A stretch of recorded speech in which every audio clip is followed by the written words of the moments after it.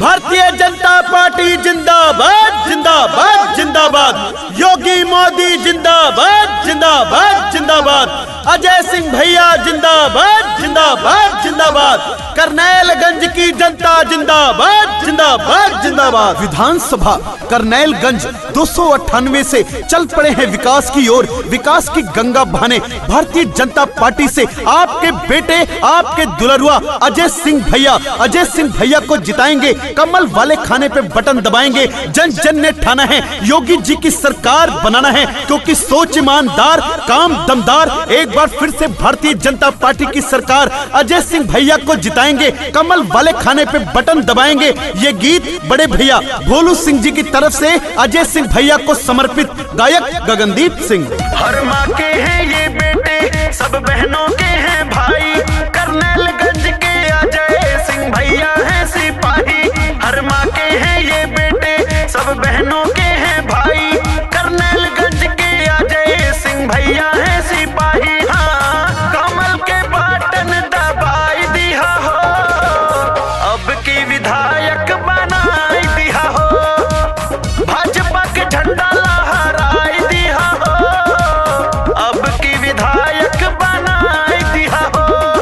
इस बार एक किसान का बेटा, गरीब परिवार का बेटा चल पड़ा है मैदान में। जनता जनार्दन की सेवा के लिए तैयार। अमीर गरीब में, जाति पाति में अंतर नहीं किया, सबको गले से लगाया, सबको सम्मान देते हैं, बुजुर्गों का सम्मान करते हैं, माँ बहनों का सम्मान करते हैं, बच्चों को प्यार करते हैं। अजय सिंह, करनैलगंज की जनता ने ठान लिया है, अपना बेटा, अपना सेवक अजय सिंह जी को मान लिया है। कमल का बटन दबाएंगे, योगी बाबा की सरकार बनाएंगे, अजय सिंह भैया को भारी मतों से जिताएंगे।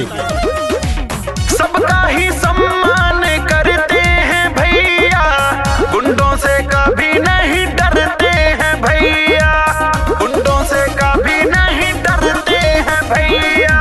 जहां जरूरत पड़ेगी किसी को, वहीं पे सबको ही मिलते हैं भैया। दादा दादी भैया बहना सबका प्यार मिलेगा, आपके चुनाव में भैया फिर से कमल फूल खिलेगा। हाँ, माथे पे चंदन लगाई दिया हो, इनका विधायक बनाई दिया हो, अजय सिंह भैया के जिताई दिया हो, जीत वाली माला पहिराई दिया हो।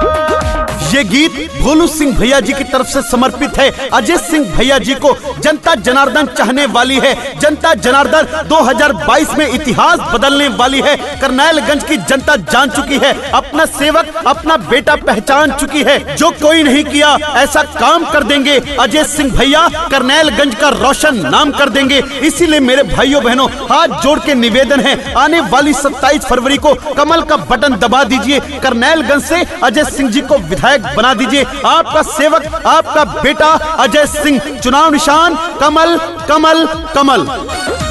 चौराहे चौराहे को सुंदर बनाएंगे, गली गली घरे घरे लाइट लगावाएंगे, गली गली घरे घरे लाइट लगावाएंगे।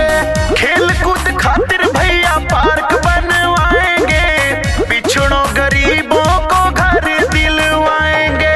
योगी मोदी जी के चाचा बाटे नाम बखाना, अजय सिंह भैया के पूरा दुनिया है दीवाना। करने